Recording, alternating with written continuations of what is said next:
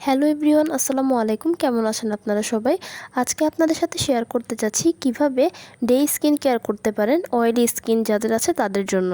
মূল আলোচনায় যাওয়ার আগে বলে রাখি, আমি আপনাদেরকে যে টিপসগুলো দিচ্ছি এগুলো সবই কিন্তু আমি পার্সোনালি ইউজ করে খুব ভালো ফলাফল পেয়েছি দেখেই কিন্তু আপনাদের সাথে তা আমি শেয়ার করছি।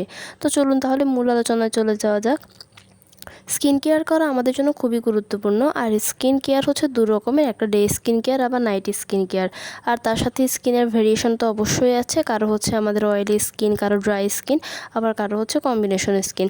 এক একটা স্কিনের জন্য কিন্তু এক একভাবেই করতে হয়। তাই আজকে আপনাদেরকে শেয়ার করব যে অয়েলি স্কিন যাদের আছে তারা কিভাবে ডে স্কিন কেয়ারটা করতে পারেন। আমাদের যাদের অয়েলি স্কিন তারা কিন্তু 5টি স্টেপে স্কিন কেয়ারটি করতে পারেন। তো চলুন তাহলে জেনে নিই কীভাবে কী করতে হবে। প্রথমে মুখটিকে ভালোভাবে ধুয়ে নেবেন, তারপর একটি ক্লিনজার নিয়ে ভালোভাবে স্কিনটাকে ক্লিন করে নেবেন।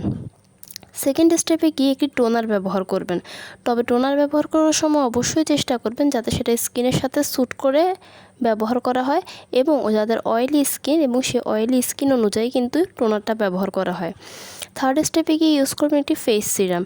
ফেস সিরাম ইউজ করার সময় চেষ্টা করবেন সেটা যাতে ভিটামিন সি যুক্ত হয়, কারণ ভিটামিন সি যখন স্কিনের ভেতর যায় তখন স্কিনটা অনেকটা ভালোভাবে ক্লিন হয় এবং স্কিনটা অনেক বেশি ভালো থাকে। চতুর্থ অবস্থায় চেষ্টা করবেন একটি ময়শ্চারাইজার ইউজ করার।